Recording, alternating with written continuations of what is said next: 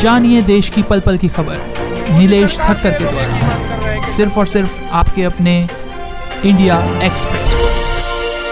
तो आज भक्ति जागृति रथ यात्रा का तीसरा दिन है, तो आपको हम दिखाना चाहेंगे गांव-गांव में यहाँ पर चर्च बने हुए, बड़े बड़े चर्च है। आपको यहाँ हिंदू मंदिर कम दिखाई देंगे। आप देखो ये गांव में आए, कितना बड़ा चर्च है और बड़े चर्च के सामने से ही संत आसाराम जी बापू के भक्त हरि नाम संकीर्तन करते हुए निकल रहे हैं।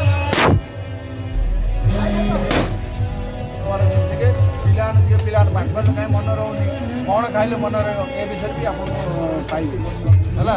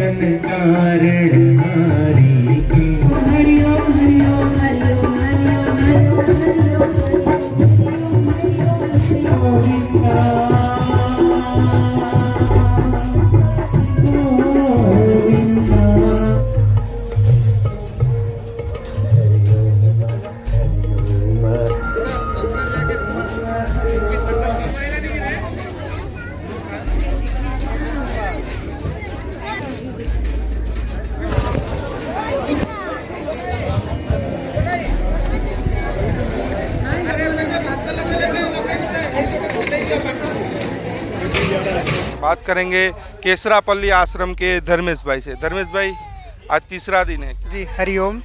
आज भक्ति जागृति हरिनाम संकीर्तन यात्रा का तीसरा दिन है, जो कि केसरापल्ली आश्रम से पहले हम सब निकल के आए। वहाँ हरभंगी डैम में आपको पता ही होगा, वहाँ पे जाकर एक दिन यज्ञ किए, विश्व शांति के अनुसार यज्ञ करने के बाद में फिर वहाँ पे भंडारा करके कल दूसरे गांव भंडारा किए। आज ये गांव का नाम है गदापुर। गदापुर मतलब ये गजपति जिला में के अंदर एक ब्लॉक अड़वा है, वहाँ का एक पंचायत है, और जहाँ पे मतलब बहुत ही आदिवासी गरीब क्षेत्रों का, गरीबों का क्षेत्र है।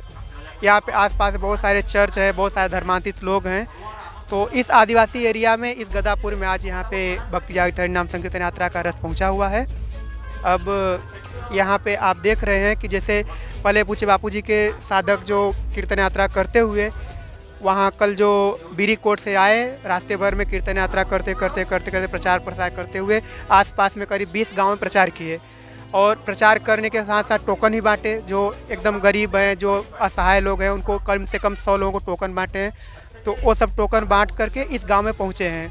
अब आपको मैं दिखाता हूँ आगे चल करके, जहाँ पे कुछ समय में हमारे जो आश्रम की जो सत्संग करने वाली जो बहन है वो सत्संग करेंगी, और उसके बाद में फिर यहाँ पे भंडारा होगा। भंडारा के साथ में सभी को कम से कम 2 से 3 हज़ार लोगों को खाने का दिया जाएगा, और जो ज़्यादा से ज़्यादा गरीब है, मतलब बहुत ही निसहाय हैं, ऐसे करीब 100 से 150 लोगों में टोकन दिया जाएगा। और दवाखाना भी आयुर्वेदिक। जी जी, यहाँ पर आप देख सकते हैं ये आयुर्वेदिक दवाखाना है, निःशुल्क दवाखाना है, जो कि जैसे शरीर के तमाम बीमारियों के लिए, चाहे घुटने का दर्द हो, जोड़ों का दर्द हो, कमर दर्द हो, एसिडिटी, गैस्ट्रिक, ऐसी बहुत सारी बीमारियों का दवाई यहाँ पे डॉक्टर आए हुए वो इलाज करते हैं। इलाज के अनुसार दवाइयाँ भी निःशुल्क दी जाती है। तो हमने सुना यहाँ मतलब धर्मांतरित क्षेत्र है, मतलब चारों तरफ बोले ईसाईयत में फैला हुआ है। वैसे तो जैसे कि उड़ीसा के 28 से 30 जिलों में सबसे ज़्यादा धर्मांतरित जिला है गजपति का। जी, गजपति का जिला जो है, इसमें जितने मतलब कम से कम 90% लोग धर्मांतरित हो चुके हैं। अभी यहाँ पे कीर्तन यात्रा वाले अभी जो कीर्तन यात्रा करते हुए बताए कि जैसे यहाँ पे हमें मतलब कम से कम 15 किलोमीटर के एरिया में इनको 200 टोकन बांटने थे हिंदू परिवारों में, जैसे कि धर्मांतरित ना हो। तो उनमें 200 घर भी ऐसे नहीं मिले कि जिनको टोकन दे सके हिंदू घर। तो करीब 15 गाँव में 80 घर हिंदू मिले, फिर जाके इस गांव में गदापुर में थोड़े हिंदू लोग बचे हुए हैं। इसीलिए इस गांव में भी हमने आया, जैसे एंट्री की बहुत बड़े चर्च है। आप जैसे बीरीकोट से आते हुए देखे होंगे, जितने गांव होंगे कब्रिस्तान होगा, वहाँ पे भी चर्च होगा। गांव के अंदर एंट्री करते समय बड़ा सा चर्च हुआ होगा, गांव के अंदर चर्च हुआ होगा, लेकिन आपको कहीं मंदिर नहीं देखने को मिले होगा। क्या कारण है, मतलब ये जो चर्च हमने जो देखे, मतलब ये चर्च गुजरात में भी, मतलब वो सूरत से आते हैं तो गुजरात में भी इतने बड़े चर्च नहीं है, इतने बड़े बड़े चर्च बना दिए, मतलब इतने आलीशान चर्च बना दिए। यहाँ लोगों को खाने को नहीं है तो चर्च खड़े कर दिए गए। मतलब बातें है ना कि जैसे यहाँ पे बहुत सारे मतलब गरीबी रेखा से बहुत ही निचले स्तर पे लोग रहते हैं। इन बेचारों को क्या चाहिए कि खाने को चाहिए, कपड़ा चाहिए, रहने को घर चाहिए। और ऐसी व्यवस्था जो भी दे, एक नॉर्मल ऐसी व्यवस्था आप किसी को दोगे तो आप जो बोलोगे मान लेगा। हमारे हिंदू संस्थाएं या हमारा सरकार इनका ध्यान नहीं देता, तो क्रिश्चियन लोग जो हैं, जो धर्मांतरण करने वाले लोग हैं, वो आते हैं, इनकी ज़रूरतों को पूरा करते हैं। कुछ दिन उनको खाने पीने को देते हैं, थोड़े से घर दे देते हैं, थोड़े से उनको मतलब उनकी व्यवस्था के अनुसार व्यवस्था कर देते हैं और उनको धर्मांतरित करा देते हैं। मतलब यहाँ कोई हिंदू संगठन नहीं पहुंचता, कोई सरकार नहीं पहुंचती। आप देखेंगे कहीं कहीं पे ऐसे लोगों ऐसे जगह पे जाकर के टोकन बांटे हैं जहाँ पे हिंदू संस्थाओं की तो बात तो छोड़ो, सरकार भी रिलीफ पहुंचाने में वहाँ पे जहाँ पे नाकामयाब रहती है, तो वहाँ पे भी बापूजी के साधक जाकर टोकन बांट के आए और उनको यहाँ बुला के लेके आए जो यहाँ बैठे हुए हैं। बापूजी की करुणा कृपा है कि वैसे बहुत मतलब केवल यहाँ उड़ीसा में ही नहीं, सूरत में रहने वाली कम से कम 15 समितियाँ हैं, तो सबको बापूजी गरीब आदिवासी एरियो में भेजते हैं। जैसे जहाँ पे बिल्कुल निसहाय लोग हैं, खाने को नहीं मिल रहा है, खाने को तो वैसे खाए बगैर कोई मरता नहीं है, पर जैसे दीपावली के समय में सब अपने अपने घरों में रह करके अच्छे कपड़े पहनते हैं, मिठाइयाँ खाते हैं, मिठाइयाँ बांटते हैं। तो बापूजी ये कहना कि तुम अपने घर में खाकर खुद सुखी हो रहे हो तो दूसरे के पास भी जाओ, उनको भी खुशियाँ बांटो, उनको भी सुखी करो। ऐसा केवल बापूजी कर सकते हैं कि इतने गरीबी अंचलों में, इतने आदिवासी जंगली क्षेत्रों में बापूजी के साधक को भेज करके बापूजी यहाँ पे कार्यक्रम करवा रहे हैं। अभी जो भाई उड़िया में सत्संग कर रहे हैं, क्या उनको मतलब इन लोगों को हिंदू धर्म की महत्ता बताया? जी, इनको जैसे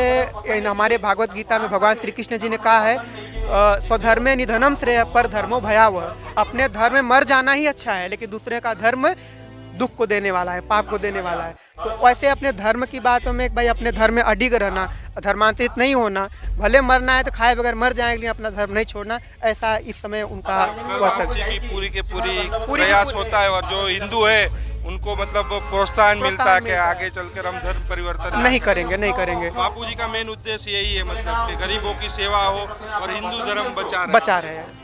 हिंदू धर्म बचा रहे, क्योंकि अगर हम यहाँ पे नहीं करेंगे, जो बचे कुछ 80 घर या 100 घर हैं वो भी धीरे कन्वर्ट हो जाएंगे। और जो भी कुछ लोग हैं जो इनको सपोर्ट कर रहे हैं ना, तो उनको बहुत उत्साह मिलता है कि हाँ कोई संस्था है जो कि आ करके हमारे साथ दे रहा है, तो उनको भी उत्साह मिलता है और वो भी धर्मांतरण करने वालों को भी रोकेंगे और जो बचे खुचे हिंदू हैं उनको भी वो लोग बचा के रखेंगे। तो सबसे बड़ी आश्चर्य की बात है मतलब कि पूरा एक गजपति जिला पड़ता है, इधर चारों तरफ मतलब ईसाई मिशनरिया का बोलबाला है। मतलब हम निकले थे अभी तो देख रहे थे बड़े बड़े चर्च है, गांव में भी जैसे ही एंट्री की तो एकदम बड़ा चर्च है।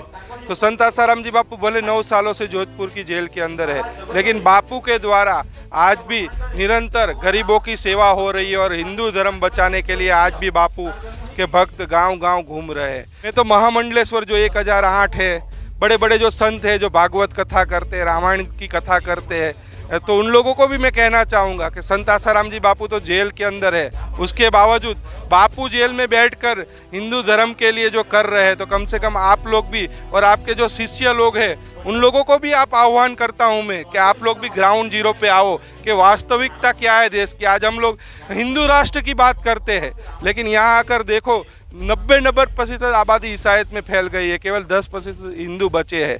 तो कम से कम आप लोग भी आओ यहाँ, और जैसे संत आसाराम जी बापू के भक्त जैसे सेवा कर रहे हैं, आप लोग भी आओ सेवा करो। तो धर्मेंद्र भाई तेज सामान वितरण होगा। जी, अब आपको यहाँ देख सकते हैं मतलब नॉर्मल घर में उपयोग होने वाली सारी की सारी वस्तुएं यहाँ पे दी जा रही है। जैसे आप चावल देख रहे हैं, चावल है, दाल है, सब्जियां हैं, अचार हैं, और अभी यहाँ पे जैसे धूप के दिनों में ज़्यादा धूप पड़ता है, शरीर में खून कमी हो जाती है, उसका ध्यान रखते हुए यहाँ पे जो क्या बोलते हैं चकुंदर का शरबत है, मिठाइयाँ भी है, दाल भी है।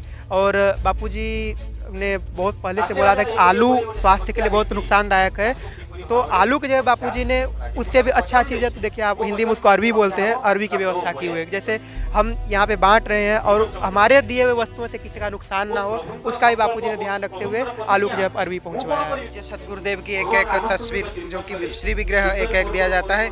और अभी ठंडी का मौसम चल रहा है, फिर भी बापूजी ने बोले कि सबके लिए यही है, जो ठंडी के मौसम ये पूरा अच्छी कंबल है जो कि ठंडी को रुकवा सकते हैं। देख रहे हो ठंड का मौसम अभी चल रहा है, मतलब ठंडी आ चुकी है, तो देख रहे हैं काफ़ी भारी वजनदार अच्छी क्वालिटी का कंबल भी दिया जाएगा। और अभी मतलब थोड़ी देर में सत्संग शुरू होगा। हाँ, थोड़ी देर में वितरण होएगा, सत्संग के बाद वितरण होगा। फिर सबके लिए भंडारा का आयोजन किया गया है, सब भोजन प्रसाद भी। उद्देश्य बापूजी का उद्देश्य है ये, जिसमें है अपना धर्म में ही रहे, परिवर्तन न होए, उसी का उद्देश्य वही है कि सबका घर में सबको भक्ति का रंग लगे और धर्मांतरण न होए। जो लोग मतलब संत आसाराम जी बापू को गलत बोलते हैं ना, तो वास्तव को उनको ये वीडियो देखना चाहिए कि संत आसाराम जी बापू जोधपुर की जेल के अंदर है, उसके बावजूद बापू के भक्तों के द्वारा समाज उत्थान के कार्य हो रहे हैं और हिंदू धर्म बचाने के लिए आज बापू के भक्त गांव-गांव घूम रहे हैं। तो मैं तो फिर से कहना चाहूँगा कि भले आप हमारे चैनल को सब्सक्राइब मत करना, लेकिन वीडियो अवश्य शेयर करना। और आप लोग भी, जितने भी हिंदू लोग हैं जो बापू के भक्त हैं, वो तो आवाज़ उठाएंगे। जो बापू के भक्त नहीं और वीडियो देख रहे जितने भी हिंदू लोग हैं, अगर आपको हिंदू धर्म की रक्षा चाहते हो, आप खुद की रक्षा चाहते हो, आप कन्वर्जन नहीं करवाना चाहते हो अपने आप को और हिंदू राष्ट्र बनाना चाहते हो, तो संत आसाराम जी बापू को जेल से बाहर लाने के लिए एक मुहिम छेड़ो, एक आवाज़ उठाओ। क्योंकि अगर संत आसाराम जी बापू 9 सालों से जोधपुर की जेल के अंदर है, उसके बावजूद बापू के द्वारा, बापू के भक्तों के द्वारा आज भी मतलब हिंदू धर्म के लिए, समाज के लिए जो काम हो रहा है, अगर संत आसाराम जी बापू जेल से बाहर आ गए तो इससे ज़्यादा पैमाने पे होगा। कैमरामैन अंजनी के साथ नीलेश ठक्कर, उड़ीसा से रफ्तार न्यूज़। इंडिया एक्सप्रेस आपको दिखाए सच का।